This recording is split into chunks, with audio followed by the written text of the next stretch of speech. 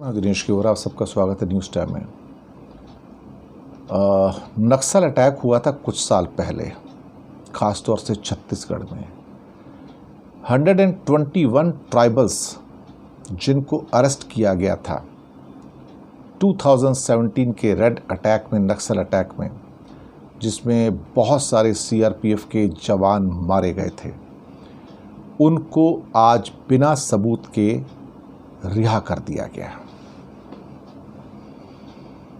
121 tribal किस बिना पर अरेस्ट हुए और क्यों उनके खिलाफ कोई सबूत नहीं लाया गया?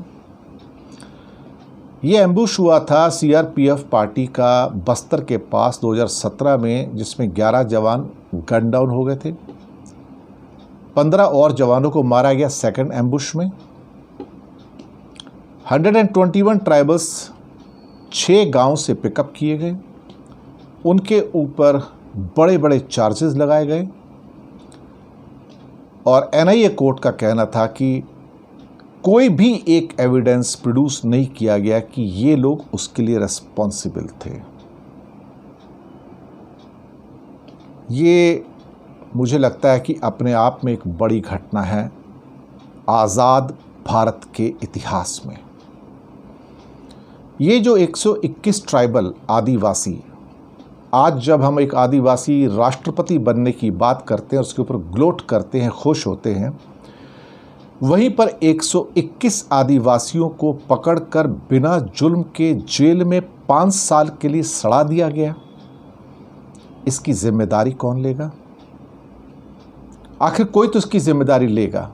ये कोई 1 या 2 व्यक्ति नहीं थे, 121 ट्राइबल थे और सबकी उम्र उस टाइम 20 साल और 30 साल के बीच में थी, या 30 साल से कुछ लोग थोड़े से ज़्यादा थे। सुकमा डिस्ट्रिक्ट था और उनको यूएपीए के अंतर्गत गिरफ्तार किया गया था।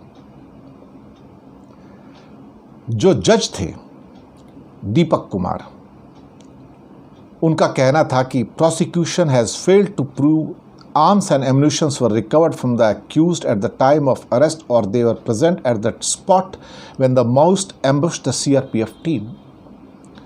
यानी कि उनके पास तो ना कोई हथियार मिले थे और ना ही वो वहाँ पर प्रेजेंट थे जब ये एम्बुश हुआ था। अब कमाल की बात है कि उसके बावजूद भी सीआरपीएफ के लोग, छत्तीसगढ़ पुलिस कहती कि हम हायर कोर्ट में जाएंगे।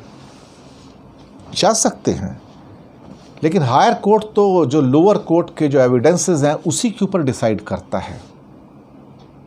एविडेंस जो प्रेजेंटेशन किए जाते हैं वो तो लोअर कोर्ट में होते हैं, हायर कोर्ट में नहीं होते हैं। तो हायर कोर्ट जो है डिसीजन देता है, जो डिसीजन नीचे से निकल के आता है, जो एविडेंसेस हैं। ये एक खतरनाक ट्रेंड है भारत के अंदर।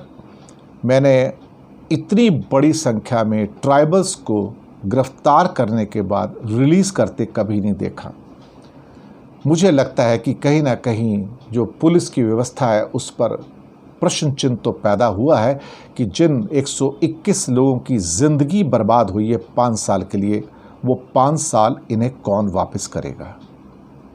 इसके लिए किसे जिम्मेदार ठहराया जाए और कौन से ऐसे पुलिस विभाग के जो लोग थे जिन्होंने इसकी चार्जशीट बनाई और पेश की और उसके बाद कोर्ट में प्रूव नहीं कर पाए?